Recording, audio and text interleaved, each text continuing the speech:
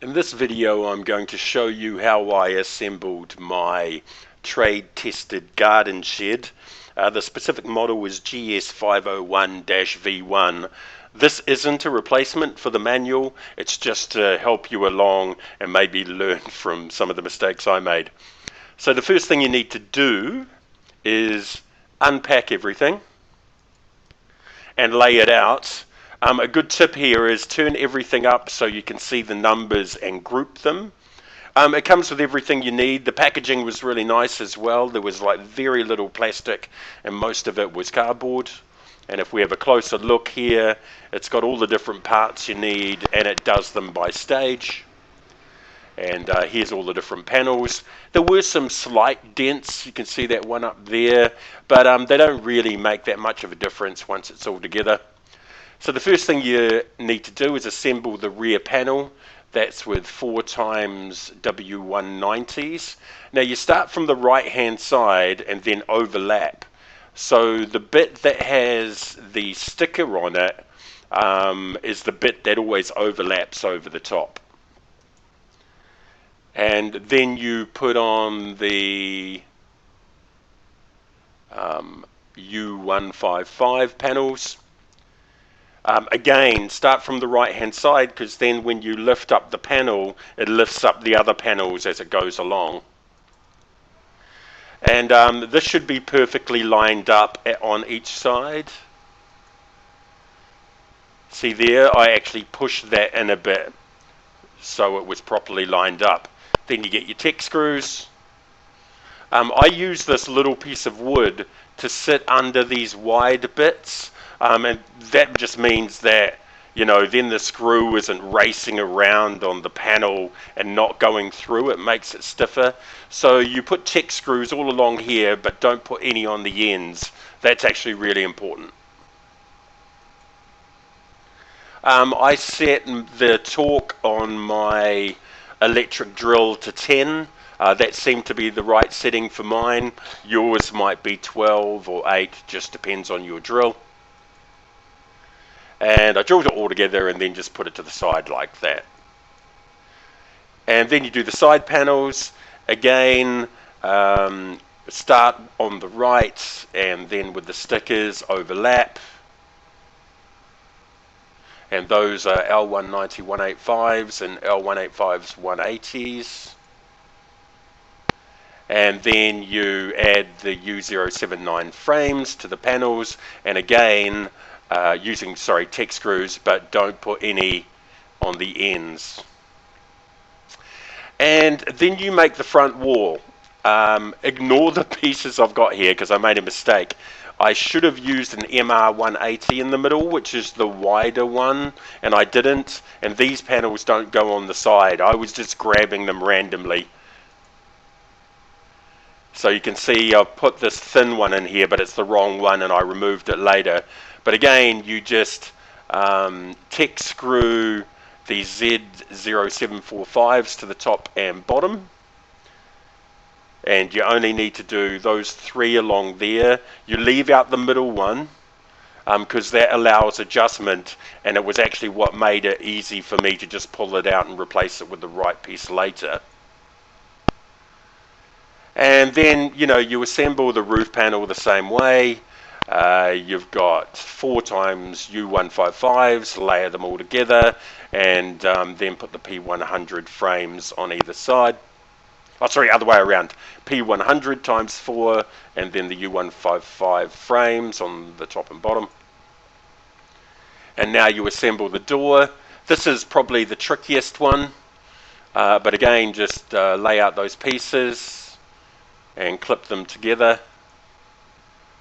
And with mine, I used hole punch to just add a little dent in there, which made it easy. I broke the drill bit they supply because it's not very good quality, but luckily I had my own.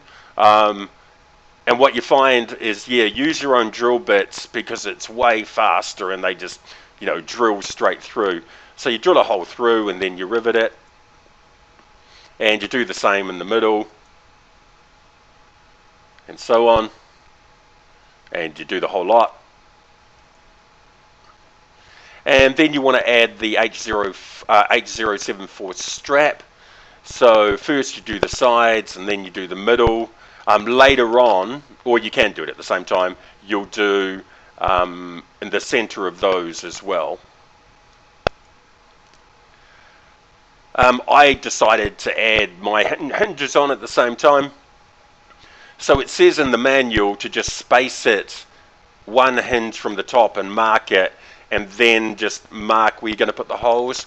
So I used an indelible ink felt marker to mark out where I wanted my holes to be, and then of course I just used a hole punch thing to put a dent in there, and then I drilled through and just riveted it. That was pretty easy.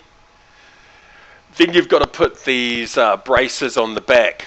Now, it doesn't say this very clearly in the manual, so I watched the video online, and the way you do it is first you put a rivet in to hold the frame together right in the corner, and then you drill another hole that's going to go through this brace here, and you rivet that.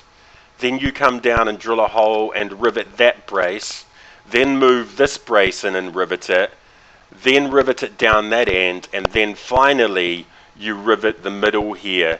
I also got some pliers and just bent these down just so they weren't poking out. And lastly, you've got to assemble everything together. So I just used a couple of workbenches to hold everything together. If you don't have workbenches, just grab a friend or somebody to help you. And you use those corner anchors, which are the triangle things. So you need to lift it up a bit so your drill can get in, and then you put in the corner anchor and just check screw it in. And then you can see I've done the same on the back, and I've done the same on the top. When I actually did the first wall, to keep it together, I temporarily put one Tech screw down, and that just held the top in place, because it does actually slot together quite nicely, and I didn't want it to fall apart. And then once the bottom was done, I just unscrewed it and then put on that corner piece. And you carry on around, and this is where I discovered I'd put that bit in the wrong place. It actually goes over here, and the wider one goes in the middle. And also, when you're building this front bit, both of these, I don't know what they're called, skirting bits, actually sit on the outside of the frame, and you just put them in with two Tech screws to start with, because later on, when you put on the corner pieces, that overlaps over the top of those. Then you position your roof, and it should of course be dead center, and it should come out 10 centimeters.